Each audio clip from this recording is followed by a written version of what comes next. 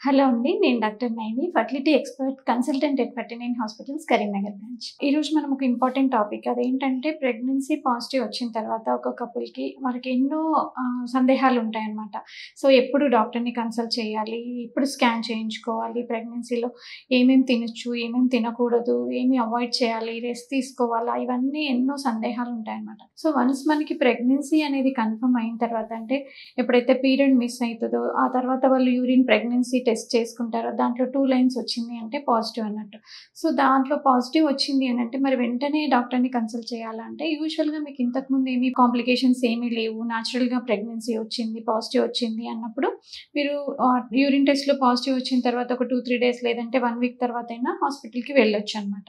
So, కానీ కొంతమందిలో ఏమవుతుంది అనంటే ప్రెగ్నెన్సీ పాజిటివ్ వచ్చిన తర్వాత అంటే ఇంతకుముందు ఏమైనా కాంప్లికేషన్స్ ఉన్నాయనుకోండి ప్రెగ్నెన్సీలో అంటే ఇంతకుముందు ఏమైనా మిస్‌క్యారేజెస్ అయింది, లేదంటే ఇంతకుముందు ఏదైనా ఎక్టోపిక్ ప్రెగ్నెన్సీ వచ్చింది, లేదా మీకు ప్రెగ్నెన్సీ అనేది ట్రీట్మెంట్ ద్వారా కన్సీవ్ అయ్యారు అన్నా, లేదంటే ఒకసారి యూరిన్‌లో ప్రెగ్నెన్సీ టెస్ట్ పాజిటివ్ వచ్చిన తర్వాత మళ్ళీ బ్లీడింగ్ కానీ, స్పాటింగ్ కానీ, కడుపులో నొప్పి రావడం ఇలాంటి లక్షణాలు ఉంటే మాత్రం వెంటనే డాక్టర్‌ని కన్సల్ట్ చేయాలన్నమాట. సో, వన్స్ డాక్టర్‌ని కన్సల్ట్ చేసినప్పుడు డాక్టర్ ఏంటంటే మీకు కొన్ని ప్రశ్నలు అడుగుతారు. హిస్టరీ అడుగుతారనమాట. అంటే మీకు ఇంతకుముందు ఏమైనా ప్రాబ్లమ్స్ ఉన్నాయా? హెల్త్ రిలేటెడ్ ఇష్యూస్, బీపీ గానీ, షుగర్ గానీ, ఫిట్స్‌కి సంబంధించిన సమస్యలు, హార్ట్ డిసీజెస్ అలాంటివి ఏమైనా ఉన్నాయా? దేనికేమైనా మెడికేషన్ తీసుకుంటున్నారా?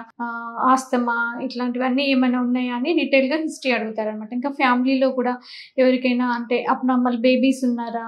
జన్యుపరమైన లోపాలున్న పిల్లలు ఉన్నారా? ఇలా హిస్టరీ అడగడం జరుగుతుంది. సో, వాటన్నిటికి మీరు కరెక్ట్‌గా మీరు హిస్టరీని చెప్పాల్సి ఉంటుందనమాట. ఏది దాచకూడదనమాట. సో, దాన్ని బట్టి మళ్ళీ మీకు ఏంటంటే మీకు ఏ రకమైన అడ్వైస్ చేయాలి? ఏ రకమైన మెడికేషన్స్ తీసుకుంటున్నారో అవి ప్రెగ్నెన్సీలో కంటిన్యూ చేయొచ్చా? లేదా?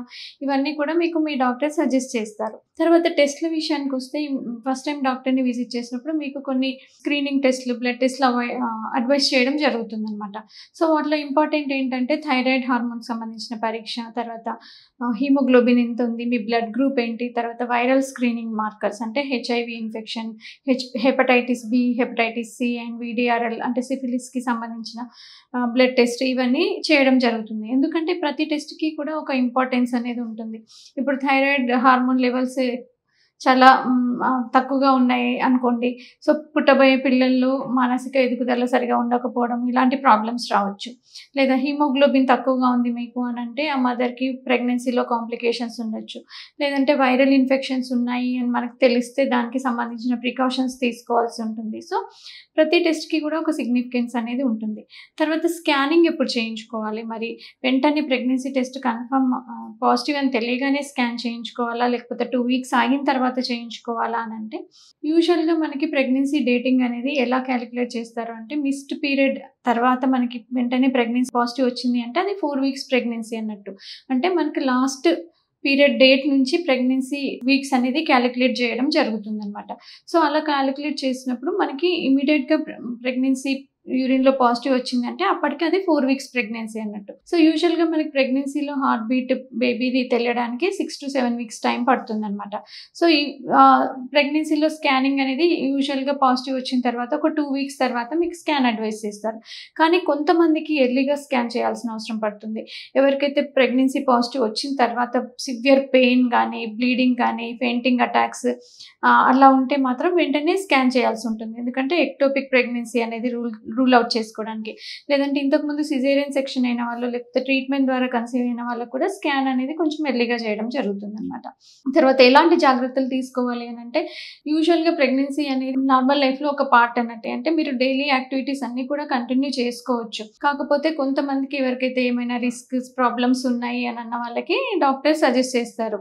ఆ రకంగా జాగ్రత్తలు తీసుకోవాల్సి ఉంటుంది. అండ్ మెడికేషన్ కూడా ఫస్ట్ 3 మంత్స్‌లో ఓన్లీ ఫోలిక్ యాసిడ్ అన్న టాబ్లెట్స్ మాత్రం ప్రతి ఒక్కరు వేసుకోవాల్సి ఉంటుంది. దాంతో పాటుగా ఇంకా మీకు ఏమైనా early pregnancy symptoms, nausea, vomitings ఇలాంటి ఏమైనా లక్షణాలు ఉంటే వాటికి సంబంధించిన మెడికేషన్ అడ్వైస్ చేస్తారు. ఇంకొంతమందికి ఏదైనా రిస్క్, కాంప్లికేషన్స్, ప్రీవియస్ మిస్‌క్యారేజెస్ లేదంటే ఈ ప్రెగ్నెన్సీలో బ్లీడింగ్, స్పాటింగ్ కనిపించడం ఇలాంటి లక్షణాలు ఉంటే ప్రెగ్నెన్సీ సపోర్టింగ్ హార్మోన్స్ కూడా మీకు మీ డాక్టర్ అడ్వైస్ చేయడం జరుగుతుందనమాట. సో, మీరు ప్రెగ్నెన్సీ వన్స్ యూరిన్‌లో ప్రెగ్నెన్సీ టెస్ట్ పాజిటివ్ వచ్చింది అనగానే సో, ఏమైనా కాంప్లికేషన్స్ ఉన్నాయా? ఎలాంటి జాగ్రత్తలు తీసుకోవాలని చెప్పి మీ నియరెస్ట్ డాక్టర్‌ని విజిట్ చేసి తెలుసుకోవాల్సి ఉంటుంది. Thank you.